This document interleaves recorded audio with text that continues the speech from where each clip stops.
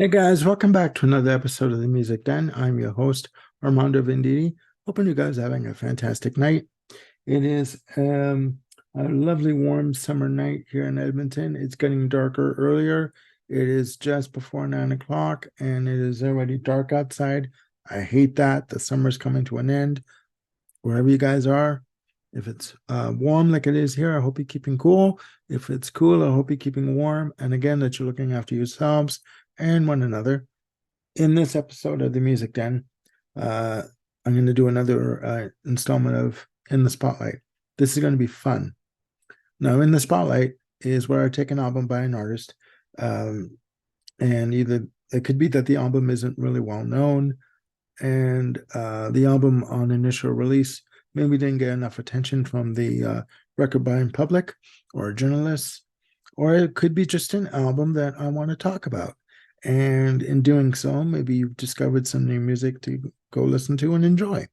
This is an artist that I've never spoken about on the Music Den before, first time ever. And this is a hell of an album. Like, really, uh, this is not milk and cookies time. Okay, believe me, it is not. The artist is Steven Molson, and the album is The Raven That Refused to Sing and Other Stories.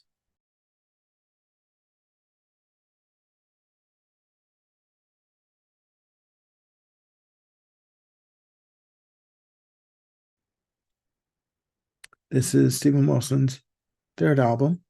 Steven Wilson of Porcupine Tree, guitarist, multi-instrumentalist extraordinaire, and some would say the driving force behind Porcupine Tree. I would have to agree, but that's just my opinion, right?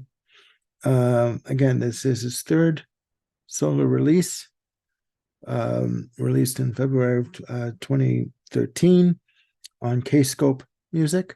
This album was recorded in I would say, how many days? 1, 2, 3. I'd say a 7-day span. Okay, from 15th to the 21st of September 2012 and the 17th of October of 2012. Produced by Steven Wilson and Alan Parsons. Alan Parsons of the Alan Parsons Project also worked on the infamous Dark Side of the Moon album from Pink Floyd. We all know that album, don't we? So what to say about this album? Quite a bit, actually. Um, there's a tie-in with Alan Parsons on this album. Alan Parsons Project released a debut album in 1976 on Mercury Records called Tales of Mystery and Imagination. The tracks on that album from Alan Parsons Project dealt with the works of Edgar Allan Poe. Okay.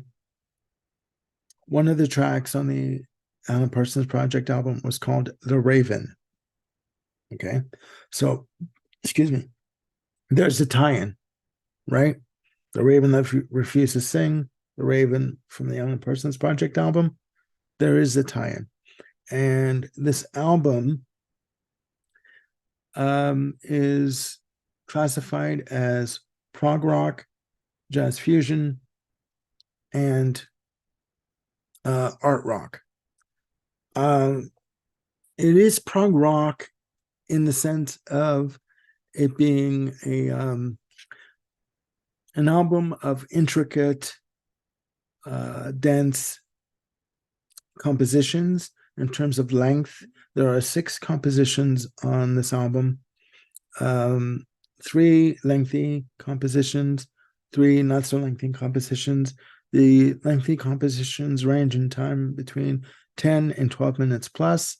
The not so lengthy compositions range around from 5 minutes to 7 minutes plus.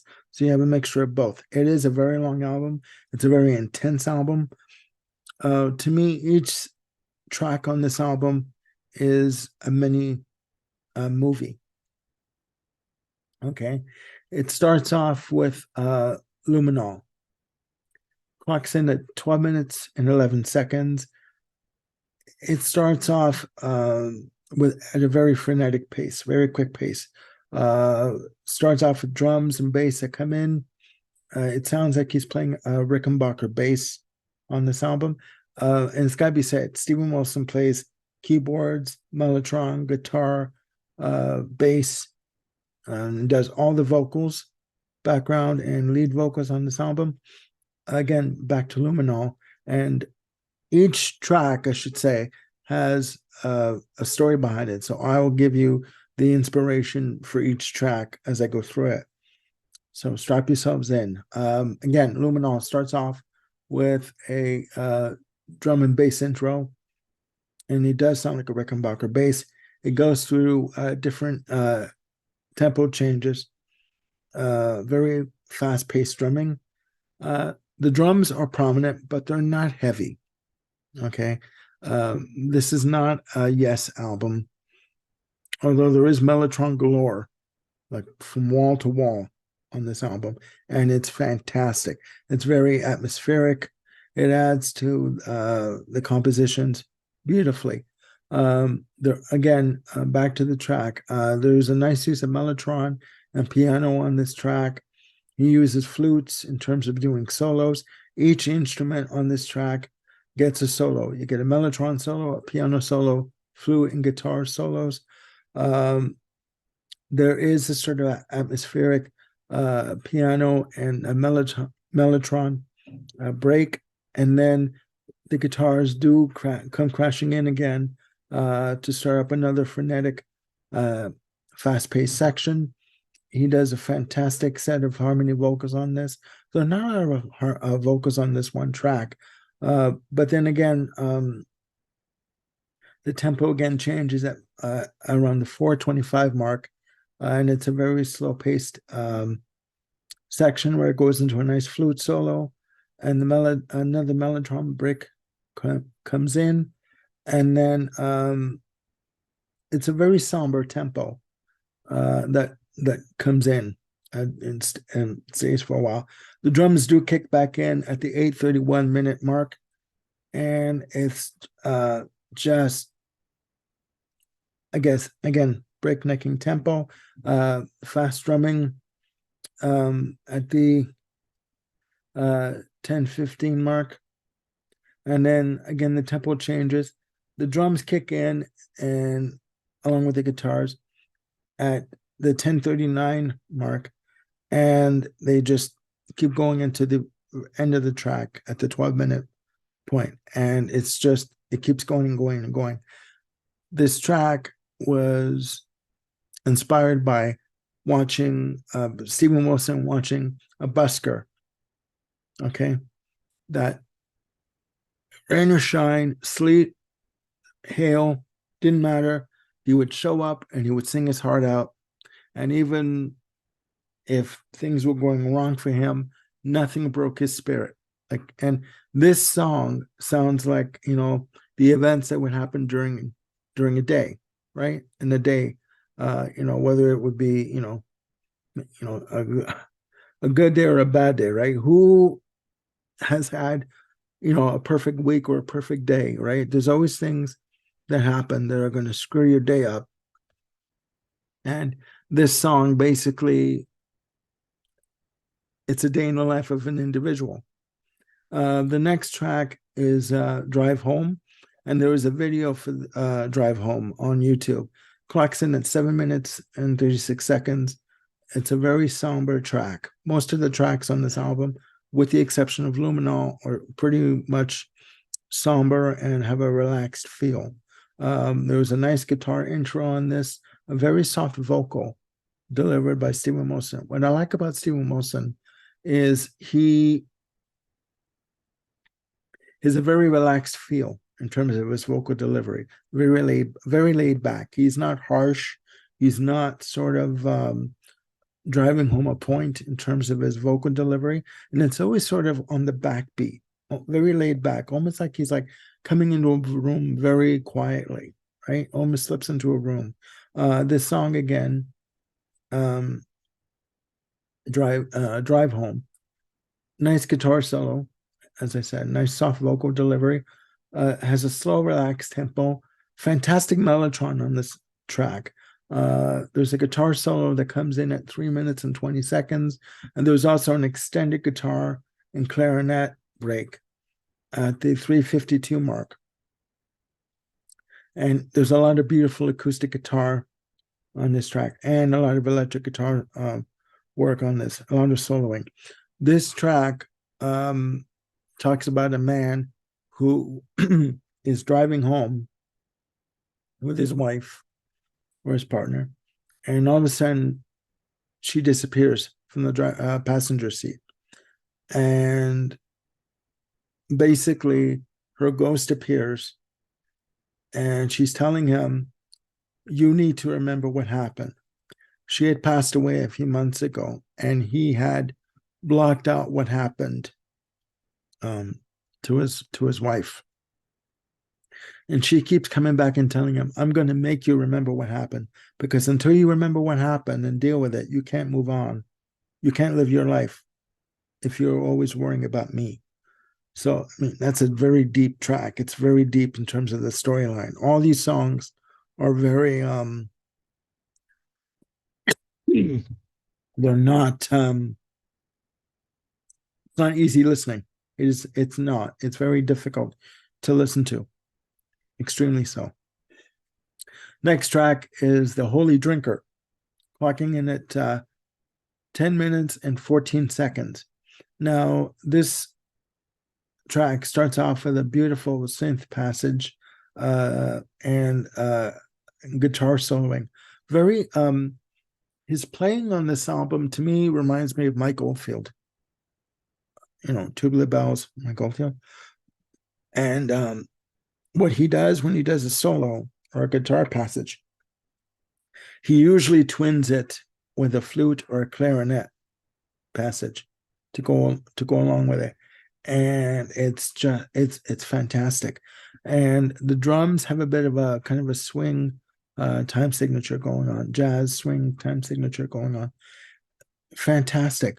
There is a fantastic flute solo on this.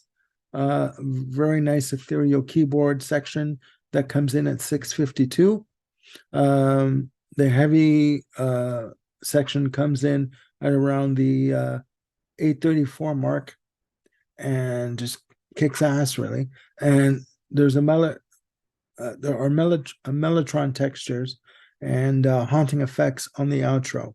What this song is about is it's about this evangelist, basically this pious individual, who is basically talking about how everyone is living their lives in sin and they need to listen to him if they want to go to heaven. But he's hiding a secret. He's an alcoholic. So one day the devil appears and the devil challenges him to a drinking game. And the guy says, well, I can do this. I can beat you. I mean, you're the devil. Like, you're not smarter than me. You know, I've got God on my side. Well, he loses the bet with the devil. And he basically gets dragged to hell. And the moral of the story is you can't beat the devil. Okay? Bloody hell, right? It's an amazing story, but it's quite disturbing. Track 4 is called The Pin Drop. Clocks in at 5 minutes and 34 seconds. Fantastic guitar work on this. Good drumming. Again, the drums are not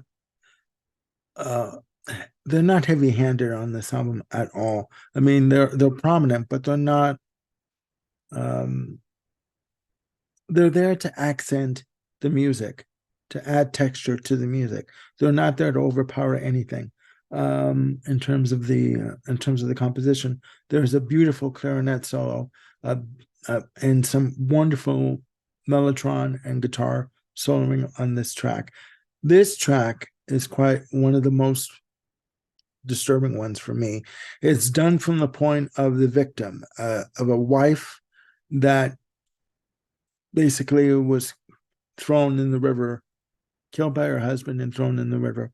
And as she's sinking to the bottom of the river, she's saying basically in the song, I never saw it coming. I never heard the pin drop. I never realized that there was something within him that was going to snap, and it could be the smallest thing that could happen, and it was the final straw for him, and he killed her. And she's saying, as she's dying and drowning, I've never saw the pin drop. I never knew it was going to happen to me. So this is the first track where on the album, the only track on the album that basically is talking to you from the victim's point of view. Great track. Beautiful. Again, a lot of textures, a lot of atmospheric mellotron. There was, again, mellotron all over this bloody thing. Amazing, right? The next track, track 5, is called, as I go through my notes here, and I scroll up, it's called The Watchmaker. And clocks in at 11 minutes, 41 seconds. It's a beautiful arranged track, a lot of different textures, different time signature changes, nice strumming of acoustic and electric guitars, great harmony vocals, and there's a lot of flute used on this album and this track especially. It's very Genesis-like. This is a very Genesis-inspired track, and it's beautiful. Beautiful mellotron use. The hi-hat on the drums kick in around the 421 mark, and then the drums come in. Again, there's flute and guitar soloing all over. There's an extended jam section that comes in from the 425 mark until around the 6-minute mark, and it's great. There's an extended piano and bass solo at the 9-minute mark. This track, The Watchmaker, is about this guy who is with his wife for 50 years. And he basically goes home one day. Well, he realizes that he's with her, not because he loves her, not because he has empathy for her, but because he's comfortable. It's a reliable situation. He's content, and it's routine. But then he goes home one day and he kills her. Okay. And he basically takes her body and buries her under the floorboards of his store, of his watch shop. Okay. And then she comes back to him in ghost form and tells him, I'm going to be with you forever. Just because you killed me doesn't mean I'm gone. Okay. This is bloody deep. Okay. And it's bloody eerie. All right. Why this album was not released on Halloween, or around Halloween time, I have no idea. But it is quite deep, and it is quite morose, I guess, right? Beautiful melodies and beautiful harmonies and intricate work aside, this is pretty deep. Okay. The title track, the last track, The Raven That Refused to Sing, clocking in at 7 minutes and 58 seconds. All right. Starts off with a beautiful piano passage, very soft vocal delivery again from Steven Wilson. It's a somber piece. The drums really don't come in until around the 5-minute mark. And then after that point, there's like a flood of mellotron passages that come in. Just amazing. And it goes from the 6-minute mark to the very end of the track. And then the track ends with just a very basic, poignant piano passage that is played to the outro, right? The track is about this guy, elderly gentleman, who is at the end of his life. He's dying, and he looks back on his life and he remembers his sister, who he was very close to. They adored one another. She died when he was very young, and he was always very lonely. And there was this raven that would come around his home, in his backyard specifically, and he is convinced that this bird, the raven, is in fact his sister, is the embodiment of his sister, that she has come back to him. So, and no one can tell him any different. So he endeavors to try to teach this raven to sing a song that his sister used to sing to him that would calm him down whenever he was feeling uptight or feeling tense or feeling anxious. And no matter what he does, this bird will not sing, the raven will not sing. And he basically spends the rest of his days mourning his sister's loss. You know, so that is the album. Again, it's a very deep, emotional, heart-wrenching album, lush, beautiful, melodic, poignant, and disturbing. Whatever word you want to use, any one of those words I use to describe it, that's it, basically.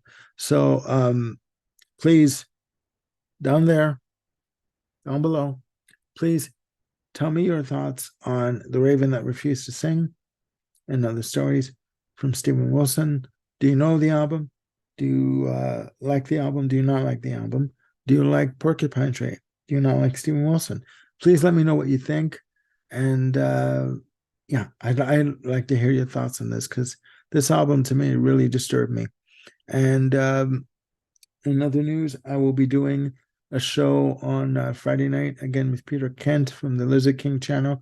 Again, please check out the Lizard King channel. He's got fantastic content on the channel. And I'm going to be joining Grant Arthur on Grant's Rock Warehouse.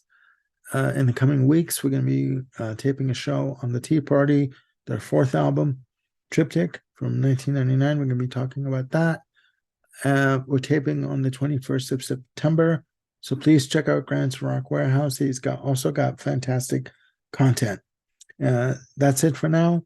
And I will see you very soon with another video. Bye for now.